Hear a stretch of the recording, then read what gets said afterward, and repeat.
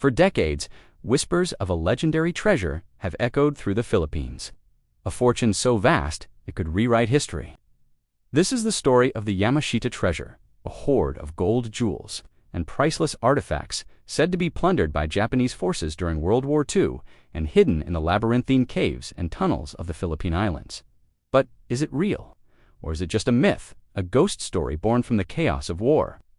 Today, we're diving deep into the historical records, separating fact from fiction.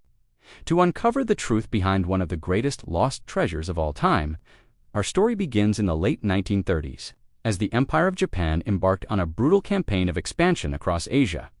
This wasn't just a military conquest, it was a systematic looting operation on an unprecedented scale. From China, Korea, Malaya, and beyond, the Japanese Imperial Army stripped nations of their wealth. Banks were emptied, temples desecrated, and private homes ransacked. Gold bullion, precious gemstones, ancient artifacts, religious icons, anything of value was seized. This massive plunder was part of a secret project known as Golden Lily, or Kin no Yuri. The mastermind behind this operation was allegedly Prince Yasuhito Chichibu, Emperor Hirohito's brother. Under his command, Golden Lily's agents meticulously cataloged and shipped this stolen wealth. The initial plan was to transport it all back to Japan to fund the war effort indefinitely. But as World War II raged on, the tide began to turn.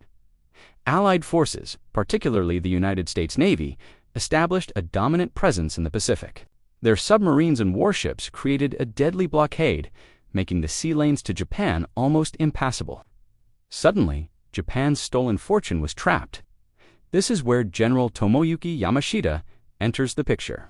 Known as the Tiger of Malaya for his swift and successful campaign to conquer Singapore and Malaya. Yamashita was one of Japan's most formidable military leaders. In late 1944, he was assigned to command the defense of the Philippines against the impending Allied invasion. He arrived to find a desperate situation. The Japanese forces were cut off, supplies were dwindling, and the vast treasure collected by Golden Lily was now a liability. It couldn't be shipped to Japan, and it couldn't be left for the advancing Americans. The decision was made to hide it. Under Yamashita's command, a massive, top-secret operation began. The treasure, estimated to be worth billions, even trillions of dollars today, was allegedly buried in over 175 different sites across the Philippine archipelago. These weren't shallow graves. The Japanese engineers, some of whom were the very same men who built Japan's extensive railway and tunnel systems, constructed incredibly complex underground vaults. They used caves, old mines, and purpose-built tunnels, some plunging hundreds of feet into the earth. To ensure the locations remained secret, the methods were ruthless. According to many accounts, once a vault was sealed, the prisoners of war and local laborers who had dug the tunnels were often executed and entombed with the treasure. In some cases, the Japanese engineers themselves were tricked into entering a tunnel for a final inspection, only for the entrance to be dynamited behind them, sealing them in forever. The secrecy was absolute. The only records were cryptic maps, often marked with symbols and codes that would be meaningless to anyone but the highest-ranking officers involved. As the war ended with Japan's surrender in 1945, General Yamashita was captured. He was tried for war crimes related to atrocities committed by troops under his command and was eventually executed in 1946. During his trial, he was interrogated about the legendary treasure. He consistently denied any knowledge of it. Was he telling the truth, or was he protecting the secret to his grave? His silence only deepened the mystery and cemented his name to the legend. The Yamashita Treasure was now a global phenomenon. In the decades following the war, the hunt began.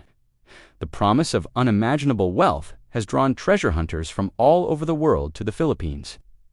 These aren't just amateur adventurers with shovels. We're talking about sophisticated syndicates with heavy machinery, geological survey equipment, and teams of experts. The most famous of these hunters is a man named Rogelio Roxas. Roxas was a humble Filipino, locksmith and amateur treasure hunter. In 1971, he claimed to have found one of Yamashita's vaults. He said he had obtained a map from the son of a Japanese soldier. The map led him to a site near Baguio City. After months of digging, his team broke into a complex tunnel system. Inside, Roxas claimed he found the skeletons of Japanese soldiers and, more importantly, a wonton solid gold Buddha statue and numerous crates filled with gold bars. After bringing the golden Buddha to his home, word of his incredible find reached the highest levels of power. Rogelio Roxas alleged that in 1971, men acting under the orders of then-President Ferdinand Marcos raided his home, beat him, and confiscated the golden Buddha and the rest of the gold. Marcos and his wife Imelda were notorious for their extravagant lifestyle and alleged corruption. The theory is that Marcos used the power of the state to systematically hunt for and seize Yamashita's gold for himself, using it to build a personal fortune that made him one of the richest men in the world. Roxas fought back. He filed a lawsuit in a Hawaiian court in 1988 against Ferdinand and Imelda Marcos. In a landmark decision, the court sided with Rogelio Roxas, awarding him a staggering $22 billion in damages. However, Roxas died in 1993, and his estate has yet to see a single dollar of that judgment. The golden Buddha itself has never been definitively recovered, though a similar statue later turned up, which the Marcos family claimed was the original but which experts believe is a fake. The Marcos connection adds a thick layer of political intrigue to the treasure legend. Many believe the Marcos regime found and plundered dozens of the golden lily sites, and that this, not just corruption, was the source of their unexplained wealth. Japan plundered Asia on a massive scale. The logistical problem of moving that wealth back to Japan during the Allied blockade is also a historical fact. The Philippines was the logical final stop for much of this plunder. The countless tunnels, many booby-trapped, that have been discovered across the islands also lend credence to the story.